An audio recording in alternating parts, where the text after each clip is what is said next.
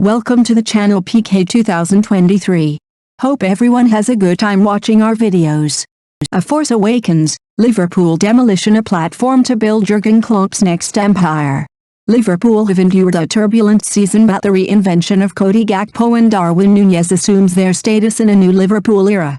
Welcome to Jurgen Klopp's Liverpool 2.0. The Strike Force Awakens. A new chapter begins with Cody Gakpo and Darwin Núñez assuming their status as emblems of the next generation, with Mohamed Salah reprising his role as the ultimate goal-scoring weapon. There have been many performances during the Klopp era of greater importance for title bids than this historic dismantling of Manchester United.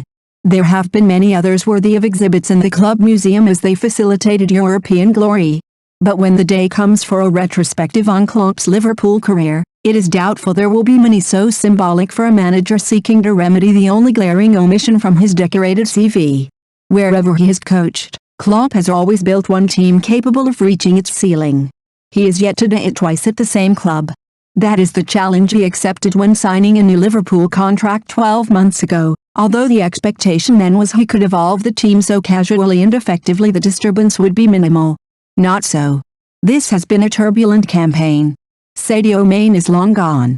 Roberto Firmino is reduced to glorious cameos as he begins his farewell laps of appreciation. Luis Diaz is still injured. Diogo Jota has been on the hunt for match sharpness all season. Salah remains reassuringly constant, now celebrating more Liverpool goals than anyone in the Premier League era. A special player. A special boy. He should be really proud, Klopp said. Salah has earned many lavish descriptions during his decorated career: prolific, clinical, fiercely ambitious and record-breaking. Now add another. Leader. If the burden of responsibility in Klopp's first legendary attacking trio was shared, Salah has carried most of it since last summer. Despite occasionally compromising positions, and often trying to contribute more assists, his goal potency has been unaffected.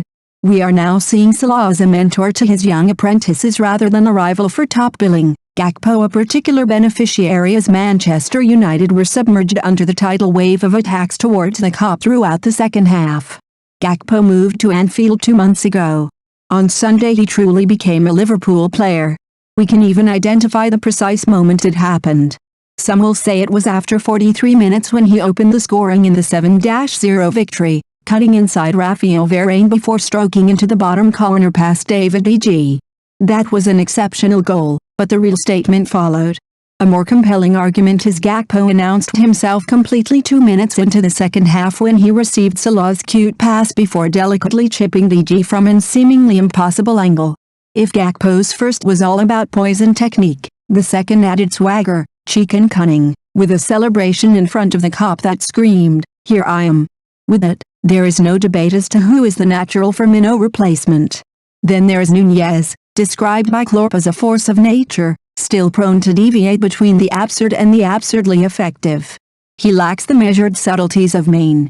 It's hard to imagine him ever possessing such, but when he takes possession the natural reaction of defenders is to retreat. No one was doubting Darwin's future impact, said Klopp.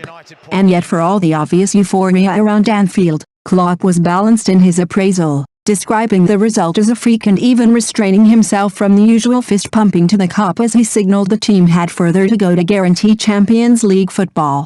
It is worth noting that although no one imagined such a margin of victory, behind the scenes there was confidence that such a performance was in the post. Last week, Liverpool's outgoing director of research, Dr. Ian Graham, argued that anyone who thinks the team have been terrible this season has been deceived. The underlying numbers or underlying performances aren't as bad as results would suggest, Graham said.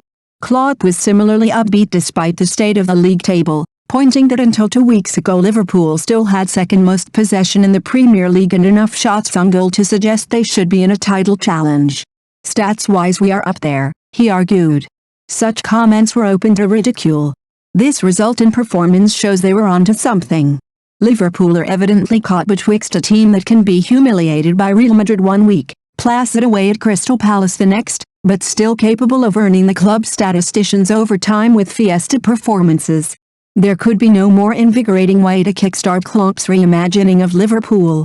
Several drafts of what they might eventually become have already been hastily rewritten in this strange season. Many will correctly point out there are still more key characters to introduce before Klopp can plot as dramatic a course as he began in 2015. Whatever comes next, it promises to be just as wild a ride as Klopp's Empire Strikes Back. Thank you for watching our video. Please subscribe channel, comment and sharing our videos.